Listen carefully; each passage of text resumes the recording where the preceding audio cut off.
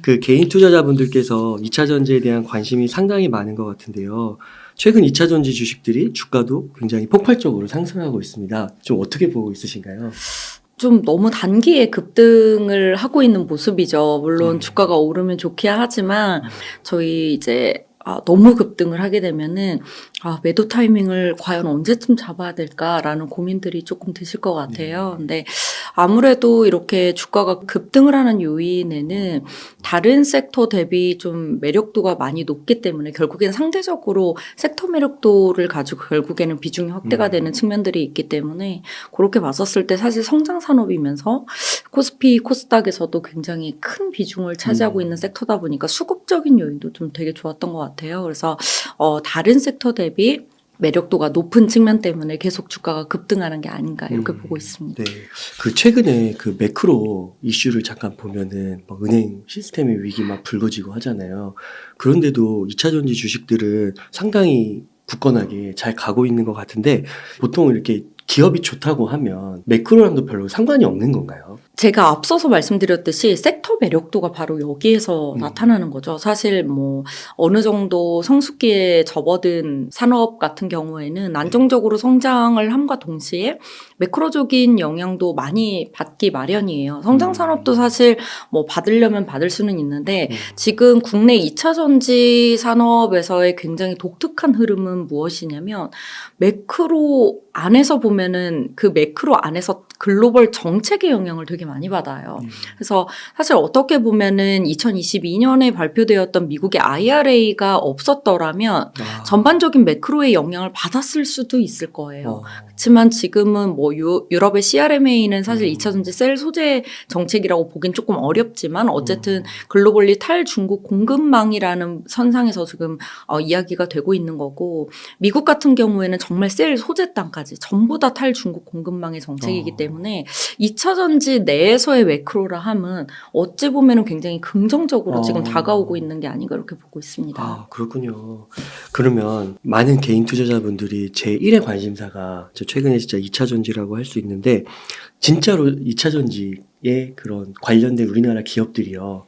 경쟁력이 있다고 보세요? 지금 미국의 IRA를 통해서 는 확실히 미국 내에서는 경쟁력이 있다라고 볼 수 있습니다. 뭐 우선 전체적인 기술 경쟁력으로 봐서도 단연 앞서 있긴 하지만 어느 정도 기술적인 부분이 많이 올라온 산업 안에서는 가격 경쟁이라는 것이 있을 수밖에 없어요. 그리고 배터리 같은 경우에도 어떻게 보면 완성차 내에 들어가는 굉장히 중요한 엔진과 같은 역할을 하는 거기 때문에 몇 개 플레이어가 수요를 다 맞춰주는 구조이기는 하지만 미국의 IRA라는 정책이 없었다면 우리는 가격적인 측면에서 중국 기업들과 경쟁을 할 수밖에 없는 구도로 갔을 거예요. 하지만 지금 굉장히 중요한 산업 안에 있는 중요한 이런 제품이기 때문에 미국과 뭐 유럽은 조금은 미국 정도는 아니지만 미국 같은 경우에도 나중에 이제는 경제 패권을 차지하는 부분에 있어서 이 배터리 안에 들어가는 메탈이라든지 이런 부분들을 굉장히 중요하게 생각을 하는 거죠. 그래서 이게 정책적으로 열리다 보니까 우리가 조금은 더 경쟁력을 가질 수밖에 없는 한 지역에서 그러니까 우선은 중국, 유럽 미국 이렇게 봤었을 때 중국 쪽은 워낙 중국 플레이어들을 많이 쓰고 유럽 같은 경우에는 경쟁을 할 수 있는 구도긴 하지만 어느 정도 그래도 탈중국 공급망을 조금 외치고 있는 부분이 있고 강력하게 미국이라는 큰 시장을 또 열어준 거잖아요. 그런 측면에 있어서는 지역별로 확실히 경쟁력은 가지고 있다라고 볼 수가 있는 거죠. 그럼 혹시 셀 단위 말고요. 소재 단위에서는 좀 경쟁력과 또 그 기술 격차, 진입 장벽이 상당하다. 뭐 이런 이야기도 있더라고요. 조금 셀하고 소재 단위는 다른 걸까요? 우선 전체적인 그 배터리의 디자인을 하고 있는 건 셀이에요. 그렇기 때문에 예를 들어서 양극재 기업들한테도 본인들이 이제 배터리 셀을 디자인을 할 때 에너지 밀도를 어느 정도 맞추고 싶다. 그러면은 양극할 물질을 어떤 걸 사용을 하고 이런 걸 전반적으로 디자인을 해서 이제 양극재 어떤 기업한테 이거 좀 기술 개발해줘 이런 식으로 이제 나가는 거고요. 최종적으로 안정적으로 다 만들고 하는 건 셀 기업들의 기술력이라고 볼 수가 있어요. 그러면 이제 하나하나 좀 들어갔었을 때 생산비에서 가장 큰 부분을 차지하는 건 양극재죠. 그래서 양극재 같은 경우에는 사실 생각해보면 조금 놀라실 수도 있어요. 자, 얼마 전까지만 하더라도 삼성 SDI는 에코프로 BM하고만 NCA를 조달받고 그랬었는데 갑자기 포스코 케미칼이 NCA를 한다고 하는데 그것도 계약이 2023년부터 당장. 그러면 양극재 기술력을 우리는 어떻게 바라봐야 될까? 라는 고민들이 생기죠. 그걸 단순 호재로 생각하면 안 되는 거군요. 그렇죠. 그래서 양극재는 기술력이 있죠. 물론 있습니다. 그 기술력도 높고 초기 고정비도 좀 들어가고 하지만 기본적으로 이제 기술력을 가지고 이걸 이렇게 해줘라고 지시하는 쪽은 셀이에요. 분명히 셀이고 그럼 양극재 기업들이 예를 들어서 이번에 포스코 케미칼이 시작하게 된 것도 삼성 SDI가 이제 NCA를 에코프로 BM하고만 했었는데 미국 내에 들어가니 그러니까 수요 공급이 수급이 너무 타이트한 거예요. 안정적으로 NCA를 받아야 되겠는데 그러면 공급처를 좀 늘려야 되고 뭐 아니면 완성차 기업들이 조금 다른 공급처를 제시를 했다던가 이런 식으로 됐기 때문에 본인들의 기술을 가지고 이제 이전을 시켜주는 거죠. 이런 기술 줄 테니 너네들이 우리 쪽에다가만 좀 NCA를 공급을 해달라. 이런 식으로 얘기가 되는 거예요. 근데 생각보다 과거 대비해서는 과거에는 높은 기술력이었어요. 지금은 어느 정도는 도달을 했다는 소리죠. 이제 그거를 해서 제시를 해줬을 때 한 1년 적어도 한 1년 정도 이상은 걸리겠지만 수율을 잡고 하는 게 과거보다는 확실히 좀 앞당겨졌다라고 보시는 게 좋을 것 같습니다. 그래서 양극재도 종류별로 보시면은 지금 NCM 기준으로는 뭐 95%까지 올라왔잖아요. 그럼 거기까지 올라왔다는 소리는 기술적으로는 어느 정도 이제 한계에 도달을 했다라고 보시는 게 좋아요.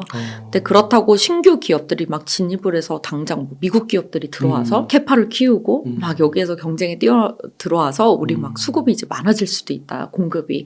이렇게 보기는 조금 어렵죠. 왜냐면 셀 기업들이 제시를 해주는 부분도 있고 기본적인 요건도 있고 그것도 기본적으로 양극재를 해봤던 기업들이 또 올라오는 속도가 좀 빠를 테니까 네. 그래서 아주 진입 장벽이 낮다라고 보기는 어렵지만 그렇다고 엄청 높다라고 보기도 어려운 상황이 지금 이 시기라는 거죠, 사실은. 그렇군요. 그러면 딱 말씀을 좀 듣다 보니까 진짜 그 중국을 배제시킨 IRA가 굉장히 키였다라는 생각이 드네요. 중요했죠, 사실. 예. 그렇구나. 그러면은 그 좀 개인 투자자분들의 관점에서요. 2차 전지 투자는 좀 어떻게 해가면 좋으신 것 같으세요? 정말 참 어려운 질문이긴 네. 한데요. 우선은 포인트를 그냥 매해 포인트를 두시는 게 좋아요. 왜냐하면 우선 장기적으로 봤었을 때에는 당장은 성장 산업인 건 사실입니다. 2025년 정도 되면 약간 업스트림부터 다운스트림까지 뭐 수급이 타이트하지만은 않을 거예요. 그렇기 때문에 저는 뭐 2024년, 그러니까 왜냐면 주가로 반영되는 2025년에 어느 정도 공급이 많이 올라온다면 가격이 이제 본격적으로 떨어지기 시작을 할 텐데 그러면은 당연히 전기차 수요가 증가를 하면서 배터리 성장성을 볼 수는 있겠죠. 하지만 그때쯤 되면은 이제 완성차 기업들이 본인들도 이제 이익을 이제 좀 크게 내고 싶기 때문에 약간의 CR이 있을 수는 있습니다. 뭐 크게 있기는 쉽지는 않지만 그럼 그게 주가로 반영되는 시기는 2024년 하반기부터가 될 거예요. 그래서 제가 그냥 간단히 말씀드리는 걸로 그냥 2024년 상반기까지는 밸류 큰 고민하지 말고 들고 가세요라고 말씀드려요. 네. 근데 이제 대표적으로 이제 뭐 코스피에서는 배터리 셀 기업들이 있는 거고 대표적으로 코스닥에는 배터리 양극재 기업이 있는 거죠. 그렇기 때문에 이게 지금은 대세로 갈 수밖에 없는 게 수주적인 부분에 있어서도 지금 미국 내에서는 여전히 이제 공급이 부족한 상태이기 때문에 수주가 들어와도 셀과 양극재를 먼저 채운단 말이에요.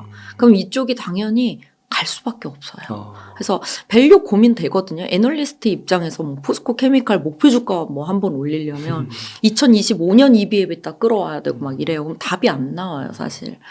그래서 뭐 애널리스트 입장에서는 뭐 밸류에 대한 부담은 상당합니다. 그래서 언제 주가가 하락을 해도 이상하지 않은 게 양극재 쪽이기는 거는 사실이에요. 하지만 지금 현재 침투율 기준으로 이제 BEV 기준으로 순수 전기차 기준으로 봤었을 때 한 8%에서 한 10% 정도 올해 기준으로 그 정도 되고 그럼 앞으로 2025년까지 20%까지 이제 올라올 텐데 그럼 거기 안에서 미국 지역 내에서는 몇 개 우리나라 기업들이 나눠 갖는 구조고 뭐 이렇게 된다면 성장성을 충분히 바라볼 수 있는 상황이 되는 거죠. 그래서 밸류 부담은 우리 2024년 하반기에 가서 조금 생각을 그때 투자 포인트를 다시 한번 잡아보자. 하지만 그 전까지는 대표적인 배터리 셀이나 양극재 기업들이 우세할 수밖에 없는 상황이긴 하다. 이게 저의 결론이고 부담스러운 건 사실입니다. 그래서 만약에 이제 그래도 개인 투자자 분들이 뭐 한 번에 이렇게 막 주가가 왜 이렇게 막 하락해 하는 순간이 있을 수 있어요. 왜냐하면 저희 무엇이든지 저희 한 번 사면은 매도 안 하실 거 아니잖아요. 매도를 해야 저희 금전 확보가 되잖아요. 그러면은 사람들이 생각하는 심리선의 그 부분이 거의 비슷하게 맞아떨어져요. 그러면은 본인이 걷잡을 틈도 없이 정말 급하게 오르면 무조건 급하게 빠집니다. 그래서 무조건. 네, 맞아. 정말 급하게 빠져요. 그렇기 때문에 그 고민을 하셔야죠. 그래서 막 내가 정말 이거는 뭐 이때까지는 무조건 갈 수 있어. 지금 밸류 부담이고 막 그래 2024년 상반기까지는 무조건 좋다고 했으니까 막 가기보다는 어느 정도의 제가 생각하는 뭐 개인 투자자라면 제가 어느 정도 생각하는 이 본인의 이제 수익률을 생각을 하고 그거에 맞게 계속 대응을 하시는 게 아무래도 성장 산업이고 좋은 만큼 밸류 고민을 하지 말자고 했지만 변동성은 충분히 있다라는 걸 계속 고민을 하셔야 되지 않을까라고 보고 있습니다. 그러니까 지금 예를 들면은 뭐 진짜 에코프로나 포스코케미칼 같은 경우 진짜 많이 오르었잖아요. 맞아요. 그런 것들에 지금 너무 많은 자금으로 한 번에 들어가는 거는 조금 밸류 부담이 있으니까 위험할 수 있는 거고. 그렇죠. 근데 분할해서 뭐 좀 들어간다고 하면은 뭐 그건 그나마 좀 합리적인 뭐 의사결정이라고 볼 수 있는 거고 그럴까요? 네, 저는 이제 우선 IRA가 3월에 남아 있잖아요. 세부 법안이 나오게 될 텐데 그렇게 되면 사실 셀하고 양극재 쪽이 갈 수밖에 없긴 할 것 같아요. 여전히. 그래서 저도 뭐 이게 뭐 애널리스트라는 직업을 갖고 있기 때문에 뭐 레포트로 그걸 막 쓰기는 어렵거든요. 네. 왜냐하면 저희는 데이터로 보여드려야 되고 밸류로 표현이 돼야지만 돼요. 근데 운용을 하거나 이런 입장에서는 지금 전반적인 섹터 매력도예요. 그러니까 다른 섹터에서 더 성장성이 높고 밸류가 낮은 섹터가 나타나잖아요. 그러면은 글로 쏠릴 거예요. 여긴 다 비우고 여기서 많이 벌었으니까. 근데 지금 눈에 그게 크게 보이지 않는 거죠. 예를 들어서 뭐 반도체가 하반기에 좋다라고 한들 성장성이 비교가 안 되는 거예요. 그렇다 보니까 쏠림 현상이 심한 그런 상황이라고 보시면 될 것 같습니다. 그러면은 연구원님 2차전지 섹터 내에서 뭐 셀, 소재, 장비 등 여러 그 단위가 있는데 기업들도 다양한데 좀 어느 쪽을 좀 좋게 보세요? 우선은 저는 셀하고 소재를 담당하고 있기 때문에 셀하고 소재층을 당연히 좋게 보죠. 장비는 또 장비대로 다 좋은 것 같아요. 지금 한창 미국 쪽에서 이제 캐파 증설도 많이 일어나고 있기 때문에 예, 전체적으로 이제 보시는 게 좋을 것 같고 그리고 예를 들면은 뭐 최근에 이제 업스트림 단 쪽에서 뭐 폐배터리 리사이클링 이런 다양한 기업들도 나오잖아요. 그것도 사실 어떻게 보면은 IRA 때문에 우리가 계속 수혜받을 수 있는 그 업스트림 단은 직결되잖아요. 미국뿐만이 아니에요. 유럽까지 직결돼요. 거기는 이제 그렇기 때문에 직결이라는 게 어떤 의미예요? 정책적으로 직결이 되는 거예요. 그러니까 유럽 같은 경우에 메탈 정책이잖아요. 업스트림 정책이기 때문에 그냥 바로 그 업스트림 정책이 나오면 메탈 정책이 나오면 우리나라에서 광산을 예를 들면 이거예요. 수산화 리튬 가공한다는 업체들이 주가가 다 올라요. 그럼 거기가 다 좋을까요? 그건 사실 아니에요. 근데 주가는 오를 거예요. 네. 왜냐면 이건 테마로 가는 거니까. 왜냐면 메탈 정책을 유럽에서 우리는 메탈 쪽은 중국 공급망 안 쓸 거야. 그러면은 우리나라에서 그 메탈 쪽 가공을 하거나 확보를 냈거나 이런 기업들은 그냥 테마성으로 오르는 거예요. 그럼 여기가 과연 그 옳게 오르는 건가에 대한 고민들은 이제 좀 하셔야 되고 하지만 그럼 우리나라에서 무엇을 할 수 있느냐. 광산이나 이런 가공 이런 것보다는 상대적으로 폐배터리 리사이클링이나 이런 다른 포트폴리오를 생각해 볼 수 있는 거죠.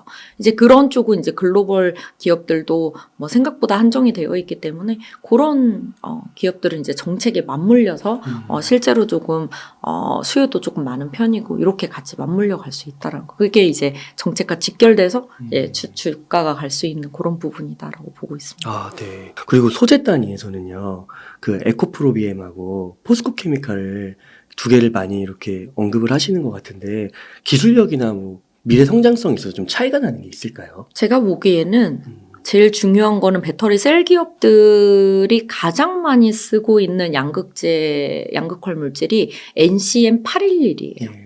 그리고 삼성 SDI나 파나소닉 이런 쪽은 NCA잖아요. 이 정확하게 두 가지를 가지고 있는 쪽이 포스코케미칼과 에코프로 BM입니다. 그렇다 보니까 고객사를 점점 다양화시키기도 좋고 한 번 물량을 가져가도 수주를 가져가도 크게 가져갈 수 있겠죠. 많은 양을 사용을 하고 있으니까. 그래서 언급이 되는 거 첫 번째. 두 번째로는 미국의 IRA 수혜를 보고 있는 거라고 말씀드렸잖아요. 그럼 미국에서 요구하는 조건이 뭐냐. 어쨌든 지금 당장 세부 법안 나왔을 때는 일정 부분 뭐 중국을 뭐 맞긴 맞겠지만 조금 열어둘 수 있는 여지도 있어 보이는데 하는 것들이 나올 수도 있어요. 하지만 장기적으로 봤었을 때 미국이 제일 원하는 건 업스트림부터 다운스트림까지 완벽하게 중국 배제시키겠다라는 거예요. 그러면은 아예 완성차 기업들도 맘 편하게 이제 조건에 맞춰서 크레딧을 받으려면은 그냥 애초에 이제 업스트림 쪽 원자재 이런 부분부터 잘 갖춰진 기업한테 받는 게 마음 편한 거죠. 그러면은 포스코 케미칼 같은 경우는 포스코 홀딩스에서 이제 업스트림 단을 일부 구축하고 있는 거고 에코프로비엠은 에코프로에서 해주고 있는 거예요. 그렇다 보니까 그러니까 완성차 기업들이 이렇게 이제 제시를 하는 기업에도 속할 수가 있고 조건에도 맞고 셀 기업들도 맘 편하게 그냥 그쪽이 편안한 거죠. 그래서 제가 보기에는 수직 계열화 부분 그리고 두 번째로는 제품을 가장 범용적으로 많이 쓰는 그런 쪽을 좀 가지고 있기 때문이 아닌가 이렇게 보고 있습니다. 아, 오늘 말씀을 좀 듣다 보니까 우리가 2차 전지 정말 좋아하시는 분들은 약간 맹목적으로 좀 지나치게 감정을 이입해서 좋아하는 측면도 없지 않아 있는 것 같고 향후에 뭐 10배, 뭐 20배 이런 거를 좀 말씀을 하시기도 하더라고요. 물론 그렇게 될 수는 있겠지만 그 과정에 있어서는 계속해서 좀 모니터링이 필요하다. 그럼요. 예, 그렇게 성장 산업은 항상 모니터링을 계속적으로 해야 되고요. 그 변동성, 우리는 돈을 가지고 투자를 하는 입장이잖아요. 그렇죠. 그 변동성을 계속 체크를 하셔야 됩니다. 물론 뭐 장기 투자하면은 뭐 20배, 30배 가겠네. 근데 그 사이에 뭐 만약에 장비도 마찬가지고 소재도 마찬가지고 이 완성차 기업들이나 셀 기업들은 계속 머리를 쓸 거예요. 어떻게 하면 원가 절감을 하지? 어떤 쪽으로 가야지? 그렇죠. 조금 니치한 이런 기술을 접목했더니 완전 달라지네. 이렇게 방향성이 틀어져 버리는 순간에는 네. 정말 큰 흐름으로 달라질 수가 있기 때문에 그런 부분들을 계속 고려를 계속 업데이트를 하고 공부를 하셔야죠. 네. 네.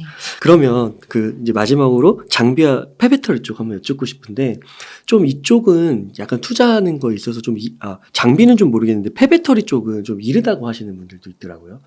좀 뭔가 이게 셀이 배터리가 커진 상태에서 나오는 게 좀 있어야 그 다음에 가는 산업이 아니냐. 우선 뭐 사실 그렇긴 합니다. 사실 그래서 그 미국 내에서는 지금 LG 엔솔이나 뭐 이런 셀 기업들도 장기적으로 이제 폐배터리 리사이클링을 통해서 조달받는 거는 뭐 2025년, 2026년부터 조달받는 거 뭐 이렇게 생각을 많이 해요. 근데 지금 정책적인 수혜를 보면서 주가가 갈 수 있는 부분이 있기 때문에 계속 눈여겨보는 거고 그러면서 이제 그 이후에 이제 이들이 가져갈 만한 수량이 어느 정도 이제 예견이 되는 거고 물론 뭐 폐배터리가 나오는데 뭐 좀 한계가 있지 않겠느냐 그런 생각 하실 수도 있는데 처음에 이제는 미국 가가지고 이제 생산 능력을 확대를 할 때는 지금 가동률 안 나오는 셀 기업들도 좀 있잖아요. 그러면은 손실되는 배터리들 그냥 많죠. 그러면은 그거 가져다가 또 하는 거죠, 사실. 그걸 재생하는 거예요? 그렇죠. 이제 거기에도 지금 그렇게 비싼 금속들이 다 들어가 있기 때문에. 그렇구나. 만약에 애널리스트님께서 그 1억 정도 지금 여유 자금이 있다고 하셔서 2차 전지에 투자를 하신다고 했을 때 한 몇 천만 원 정도, 몇 퍼센트 정도를 2차 전지에 좀 넣으시겠어요? 저는 반 이상 넣습니다. 그러세요? 2차 전지는 뭐 저는 2024년 상반기까지는 아까도 말씀드렸듯이 밸류 부담 없이 가져가자가 저희 포인트고 변동성 있는 시점을 한 12월? 왜냐면 대부분 이제 그 뭐 기관분들도 그러시고 한 번 정도는 차익 실현을 해서 이제 성과급을 받는 이제 그런 때가 이제 11월 말부터 12월 정도가 되기 때문에 변동성은 있을 수가 있어요. 조금 그렇긴 하지만 지금 2차 전지는 저는 뭐 크게 섹터 교체가 될 거라고 주도주 섹터 교체가 될 거라고 보고 있지 않아요.